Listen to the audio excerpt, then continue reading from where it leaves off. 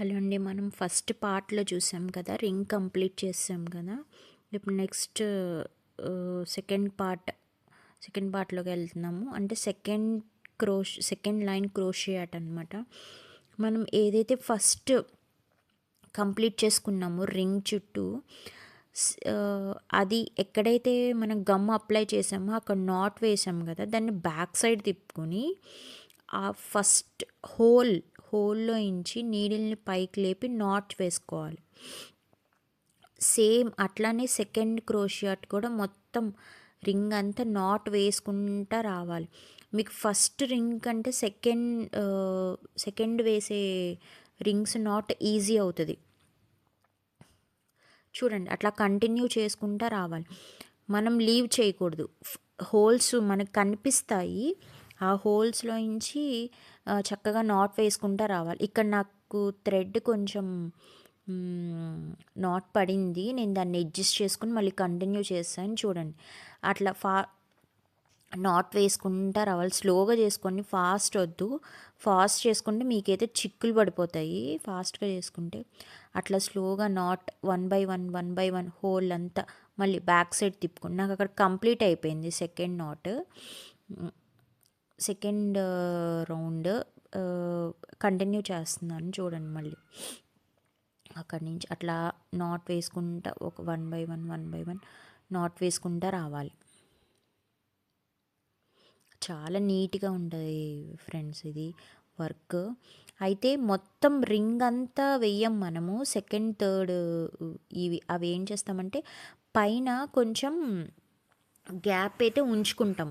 అంటే కంప్లీట్గా ఫస్ట్ వేసిన రింగ్ రౌండ్ లాగా సెకండ్ థర్డ్ వేసుకోమన్నమాట. మనం అంటే పైన బటర్ఫ్లై రింగ్ పెడుతున్నాం కదా, అందుకని. అదిగో చూడండి సెకండ్ కంప్లీట్ నేను అక్కడ చూపిస్తున్నాను చూడండి ఫింగర్తో.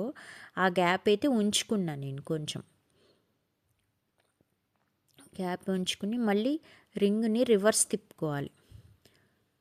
మొత్తం అంతా హాఫ్ వర్క్ కంప్లీట్ చేసుకున్న రింగ్కి. మళ్ళీ ఆ కంప్లీట్ చేసుకున్న క్రోషియాట్ని అంటే రింగ్ రివర్స్ తిప్పి థర్డ్ నాట్ వేసుకుంటా రావాలి కంటిన్యూస్గా. మళ్ళీ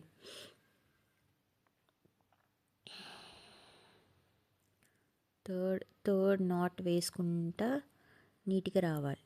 మీకు నేను ఎందుకు 32-33 లెంత్ తీసుకోమన్నానంటే, ఇప్పుడు నేను ఇట్లా థర్డ్ రౌండ్ వేసుకుంటున్నాను కదా క్రాస్ షాట్, అది చిక్కు పడదు.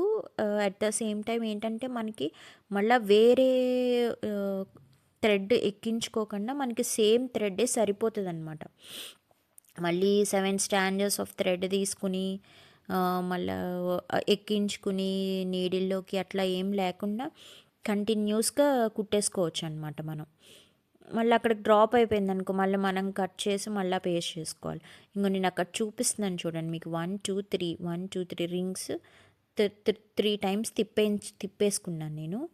అక్కడికి మనకి క్రోషియాట్ వర్క్ కంప్లీట్ అయిపోయింది. చివరి ఏం చేస్తారంటే గట్టిగా ఒక నాట్ వేసుకోండి. ఒకటి నాట్ వేసేసుకుని నీడిల్ని లోపలికి దించేసుకోవాలి. అప్పుడు మనకి పైన ఏంటంటే శారీకి స్టిచ్ చేసినప్పుడు టాజిల్ నీట్గా ఉంటుంది. మొత్తం 3 టైమ్స్ కంప్లీట్ అయిపోయింది. కంప్లీట్ అయిపోయాక అక్కడ ఒక నాట్ వేసేసుకోండి. ఎందుకంటే మనం థ్రెడ్ అక్కడికి కట్ చేసేసి పేస్ట్ చేసేసుకుంటాం. మేబీ ఏమైనా వాష్ చేసినప్పుడు శారీ అది మనకి ఆ నాట్ వల్ల ఏంటంటే థ్రెడ్ బయటకు వచ్చినా సరే ఊడిపోకుండా ఉంటుంది. రింగ్ చుట్టూరు మనం వేసిన సిల్క్ థ్రెడ్ నాట్ అవి ఊడిపోకుండా ఉంటుంది అనమాట ఆ క్రోషాట్ మనం వేసి. అట్లా నేను 2 టైమ్స్ తిప్పుకుని నాట్ వేసేసుకుంటున్నాను టైట్గా. మీరు ఫస్ట్ నీడిల్ తీసుకునేటప్పుడే సెలెక్ట్ చేసుకోండి, కొంచెం 7 to 8 స్టాండ్స్ ఆఫ్ థ్రెడ్ వెళ్తుందా లేదా అని. అక్కడ కొంచెం వదులుకుని థ్రెడ్ని నేను అక్కడ కట్ చేసేసుకుంటున్నాను. నాకు చూడండి, నాకు ఇంకా కొంచెం ఎక్స్ట్రా థ్రెడ్ అయితే ఉండిపోయింది. అది బ్యాక్ సైడ్కి తిప్పి కొంచెం గ్లూ అప్లై చేసుకుని, రింగ్కి కూడా కొంచెం గ్లూ అప్లై చేసేసుకుని నేను అక్కడైతే ఆ నాట్ని నేను ఏదైతే వదిలేసానో ఆ థ్రెడ్ని దాన్ని వెనక్కి సైడ్ పెట్టేసుకుంటున్నాను అనమాట థ్రెడ్ని.